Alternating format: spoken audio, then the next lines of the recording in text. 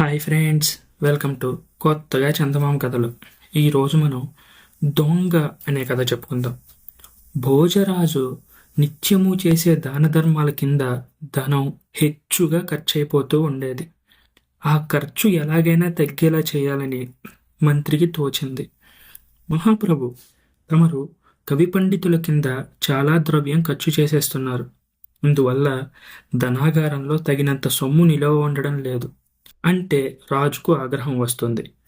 అందుచేత ఒకనాడు మంత్రి భోజరాజు లేని సమయంలో ఆయన పడక గదిలో గోడ మీద ఈ విధంగా రాశాడు: ఆపత్ సమయంలో అవసరానికి గాను ధనం కొంచెం కూడబెట్టుకోవాలి అని.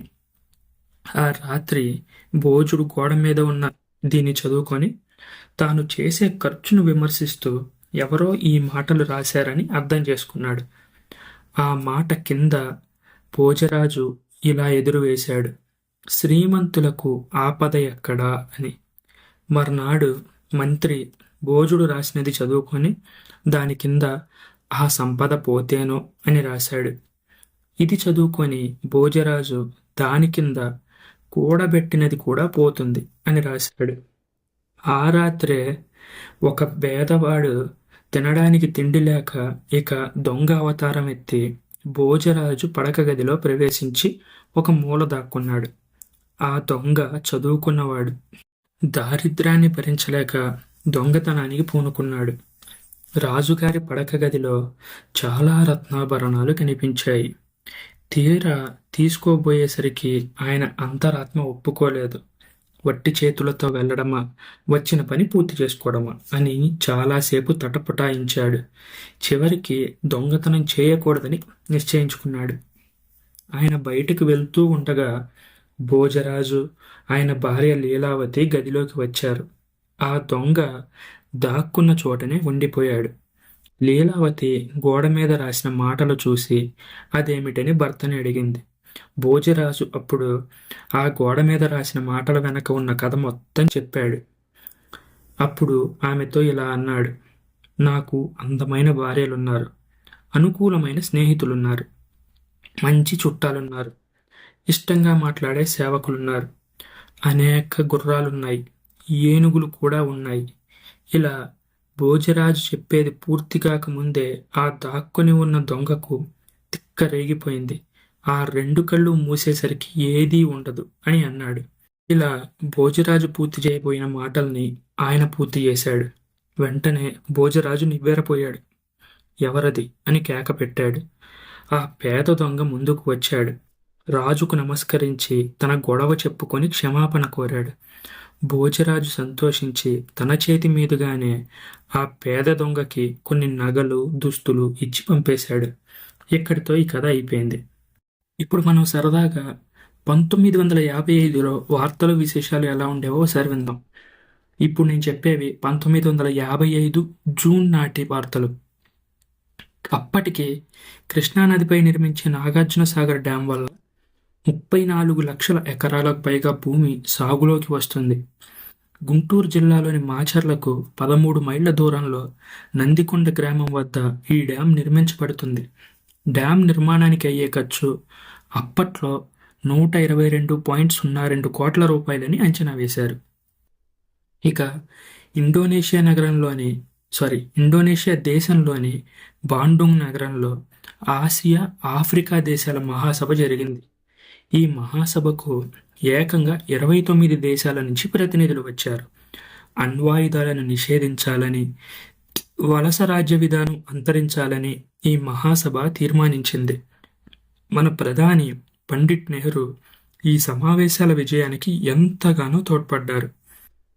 ఆ తర్వాత వేరే వార్త విషయానికి వస్తే, అప్పటి ఆంధ్ర రాష్ట్ర వ్యవసాయ శాఖ మంత్రి శ్రీ నీరుకొండ రామారావు గారు హృద్రోగం వల్ల మే 4వ తేదీన మద్రాసు జనరల్ హాస్పిటల్లో మరణించారు.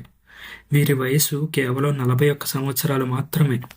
గత అసెంబ్లీ ఎన్నికల్లో తూర్పుగోదావరి జిల్లాలోని బూరుగుపూడి నియోజకవర్గం నుంచి ఈయన కాంగ్రెస్ అభ్యర్థిగా ఎన్నికయ్యారు.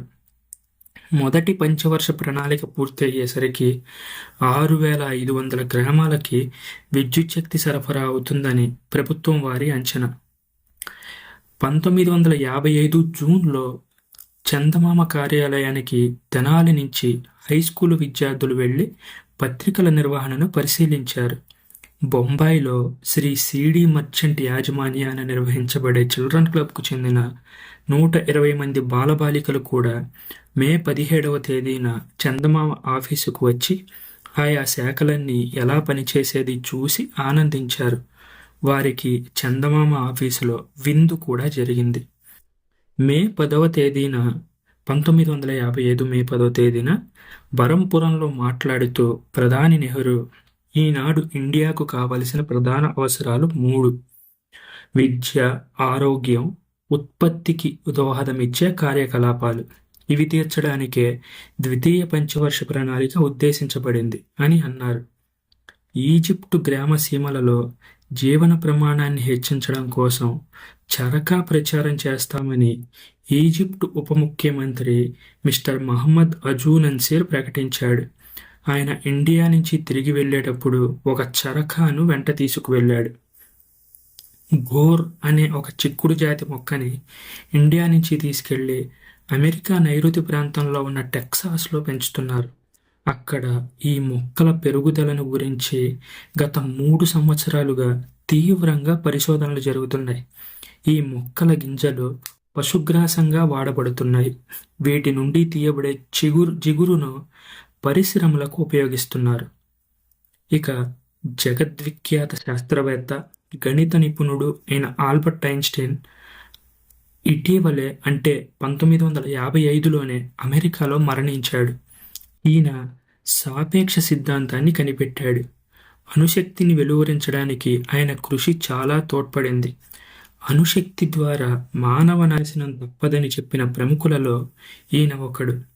ఈయన మెదడులోని ప్రత్యేకతను ఇప్పుడు అక్కడ ఉన్న శాస్త్రవేత్తలు పరిశోధిస్తున్నారు. ఇప్పుడు మనం సూర్యుని చుట్టూ తిరిగే బుధ గ్రహం గురించి కూడా తెలుసుకుందాం. సూర్యుని చుట్టూ తిరిగే గ్రహాల్లో సూర్యుడికి చాలా దగ్గరగా ఉండే గ్రహం బుధుడు. సూర్యుడి నుంచి దీని దూరం 3 కోట్ల మైళ్లకు పైగా ఉంటుంది.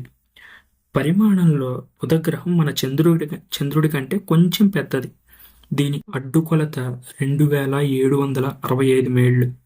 చంద్రుడి అడ్డుకొలత 2163 మైళ్ళు.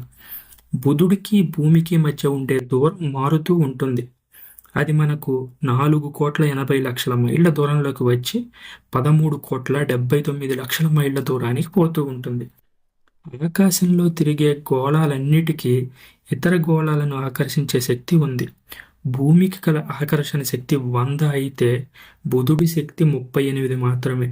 సూర్యుడి శక్తి ఏకంగా 2770.